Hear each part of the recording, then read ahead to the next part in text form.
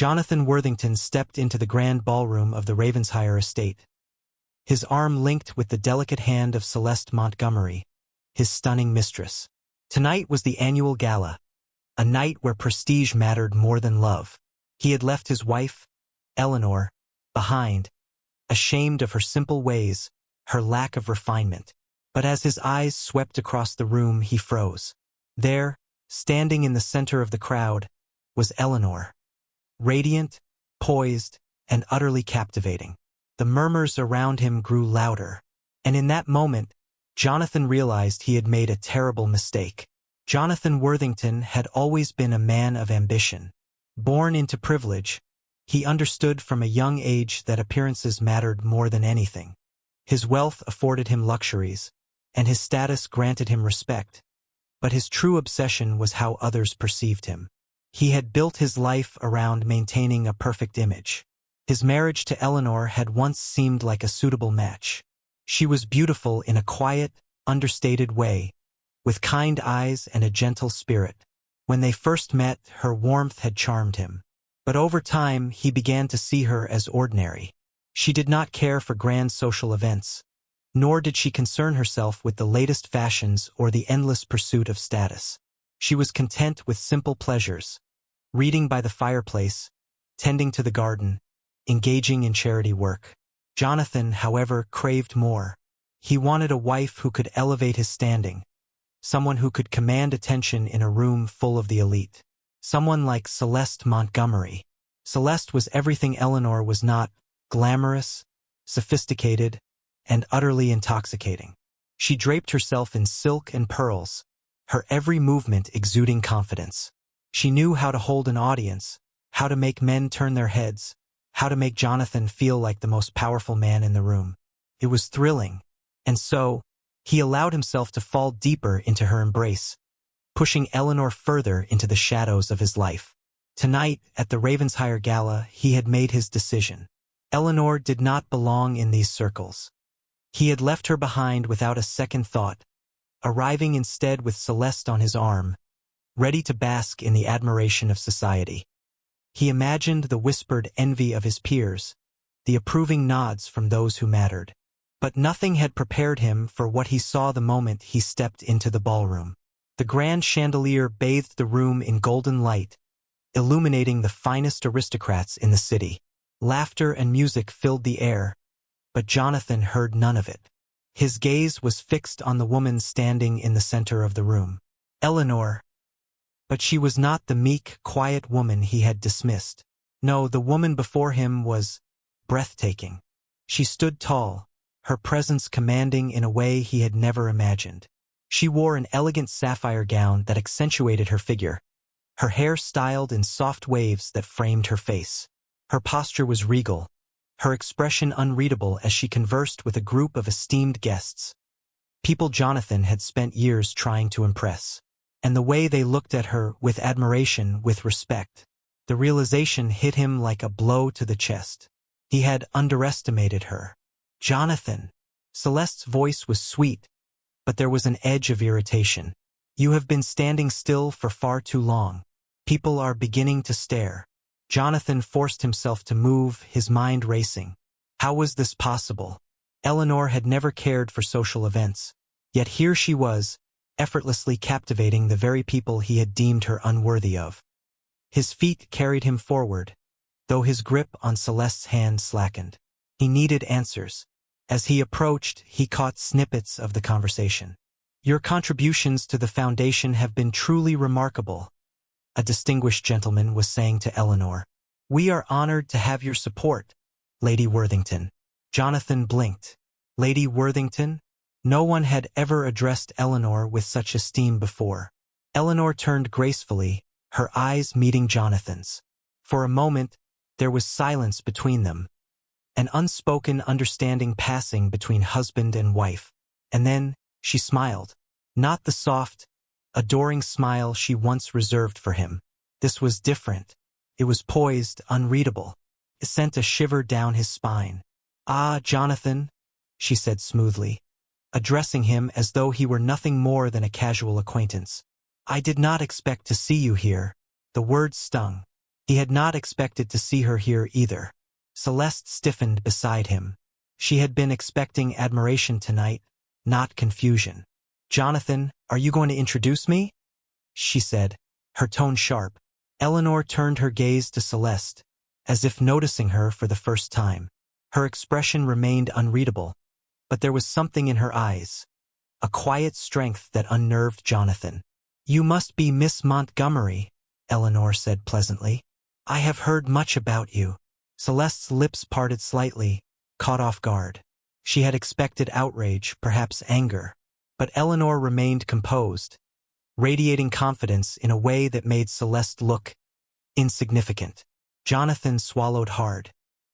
He had prepared himself for many things tonight, but not this, not her.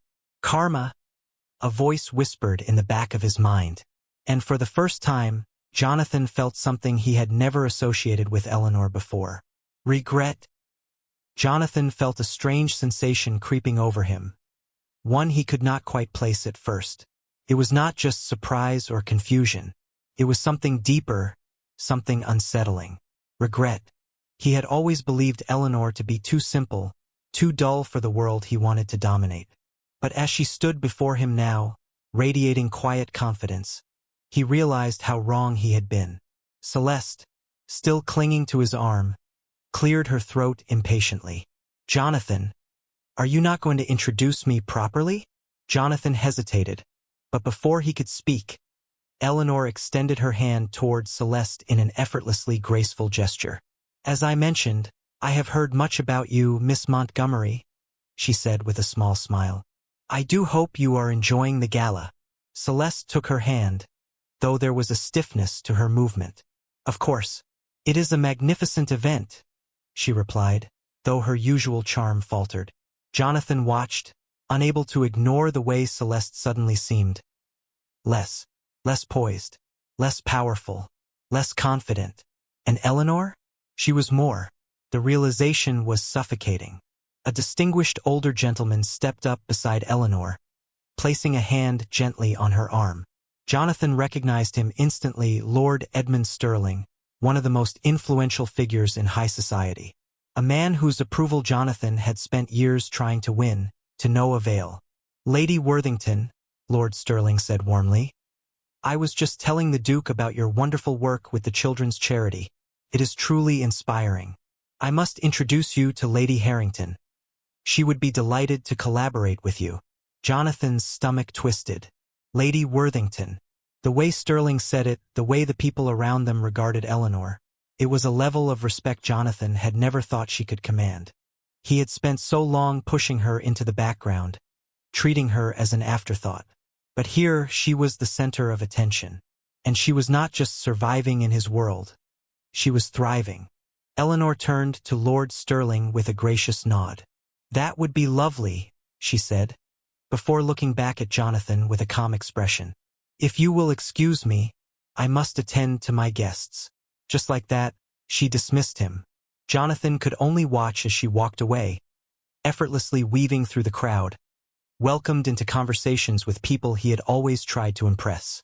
And he was left standing there, his carefully crafted world suddenly feeling unstable. Celeste let out an irritated sigh. "What was that?" she asked, her grip tightening on his arm. "Why does she seem so powerful?" Jonathan finished the sentence for her, his voice hollow. Celeste huffed. "Well, yes, I thought she was nothing more than a quiet little housewife. So had he." Celeste tugged at his arm. "Come, Jonathan. Let us not waste time thinking about her. We have more important people to speak to." But suddenly Jonathan was not so sure. He found his eyes trailing after Eleanor, watching as she spoke with nobility, receiving warm smiles and respectful nods. The crowd gravitated toward her, drawn by something he had been blind to for years. And then, as if sensing his gaze, she turned. For the briefest moment their eyes met. She did not look at him with anger, not with sadness, not even with hatred. She simply looked at him as though he was insignificant. And somehow that was worse. Jonathan swallowed the lump in his throat. He had spent years chasing power, prestige, admiration. But tonight, He realized he had given up something far more valuable. Not only had he lost his wife, he had lost a woman he had never truly known. Jonathan could not focus. The once enchanting evening now felt suffocating, the grand ballroom closing in around him. He barely registered Celeste tugging at his sleeve, urging him toward a group of socialites. His mind was elsewhere, locked onto the image of Eleanor commanding the room with effortless grace. She had transformed before his very eyes, and yet, he knew deep down that she had always been this way. It was he who had failed to see it. He loosened his tie, suddenly feeling out of place at his own event. "Excuse me," he muttered, pulling away from Celeste's grip. "Jonathan?" she called after him, but he did not turn back. He maneuvered through the glittering crowd, his gaze fixed on Eleanor. She stood in the far corner of the ballroom, speaking with Lord Sterling and a small circle of esteemed guests. Her laughter was light, her expression serene. Jonathan hesitated. What could he even say to her? That he had been blind? That he regretted everything? But before he could find his words, Lord Sterling turned to Eleanor and said something that made Jonathan freeze in place. "It is truly a pleasure to see you back in society, Lady Worthington, and I must say, your presence is even more remarkable now that you are free of certain obligations." Jonathan's heart slammed against his chest. Free of certain obligations? Eleanor smiled politely. "You are too kind, my lord." Jonathan stepped forward, unable to keep quiet any longer. "What is the meaning of this?" he demanded, his voice sharper than intended. The small group turned to face him, but Eleanor remained perfectly calm. "Ah, Jonathan," she said coolly, as though he were merely an acquaintance. "Is something the matter?" His jaw clenched. "I would like a word, in private."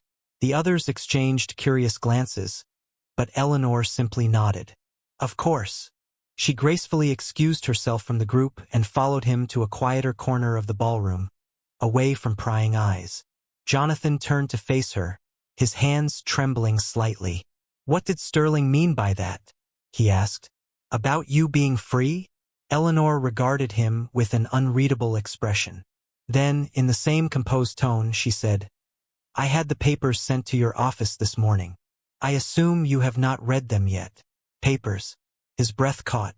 "Eleanor, what have you done?" She lifted a delicate eyebrow. "What I should have done a long time ago. Divorce." The word hung between them, unspoken yet deafening. Jonathan felt his world tilt. This was not how it was supposed to go. He had left her. He had pushed her aside. Yet somehow she was the one walking away from him. He shook his head. "Eleanor, you do not understand." "I understand perfectly," she interrupted, her voice calm but firm. "I understand that I spent years waiting for a man who never saw me for who I was. I understand that you wanted me to be something I could never be.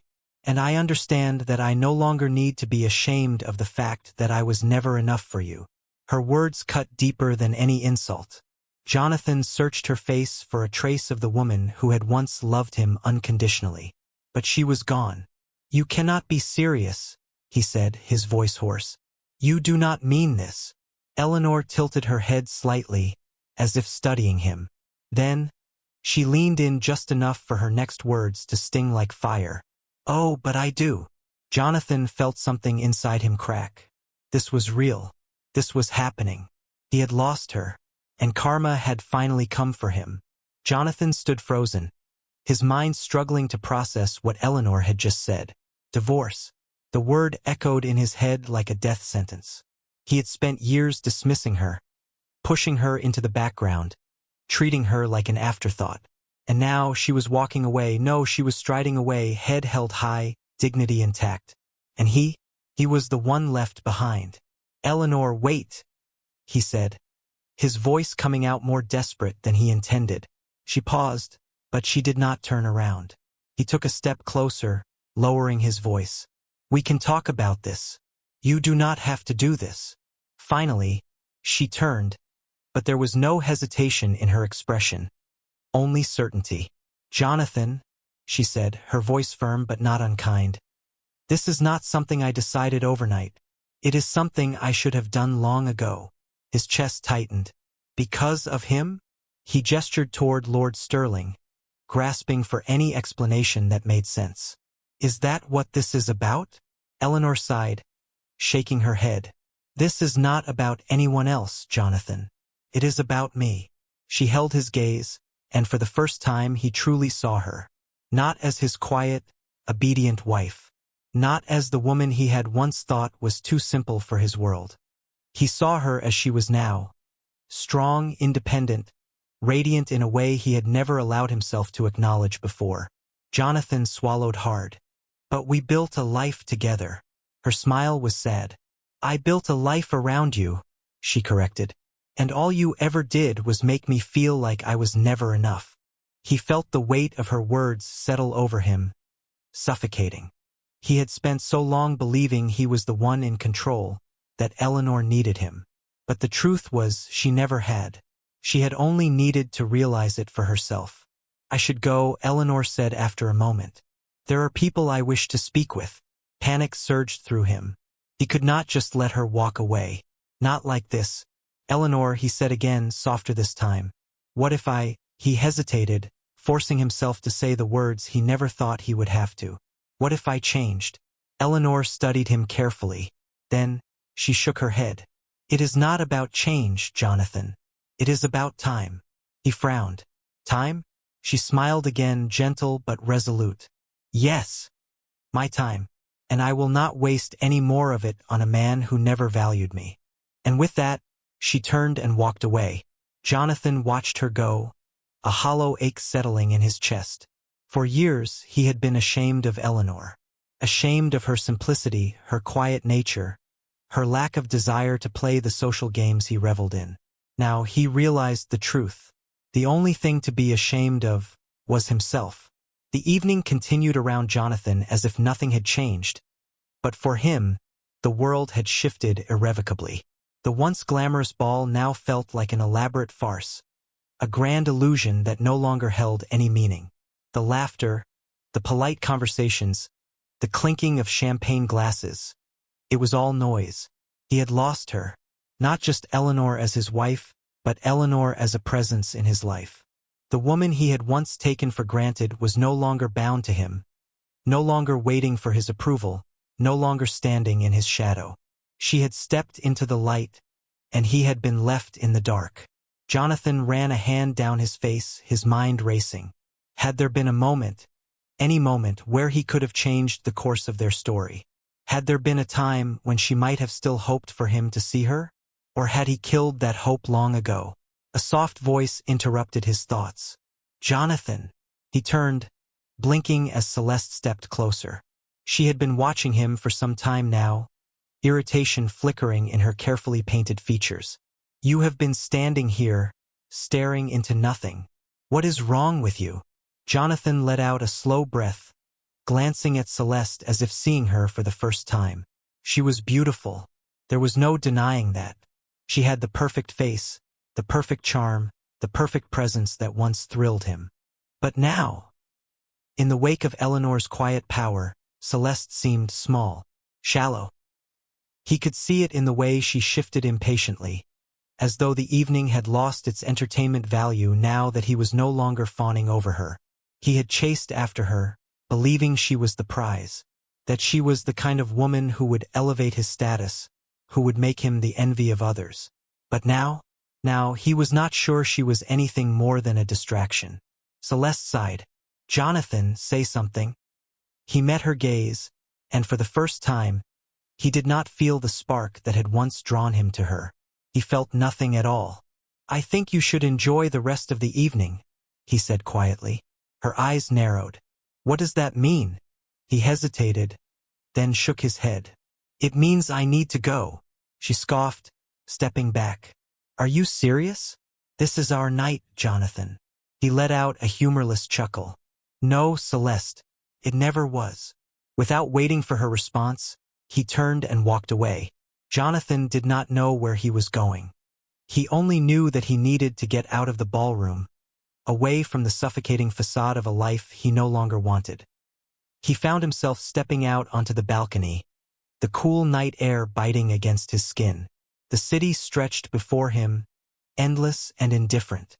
For the first time in his life, he felt truly alone. He had spent years building a reputation, chasing admiration, surrounding himself with people who fed his ego. But now, as he stood there with nothing but his own thoughts, he realized how little all of it mattered. He had once had a woman who loved him deeply, who would have stood by him through anything. And he had discarded her as if she were nothing.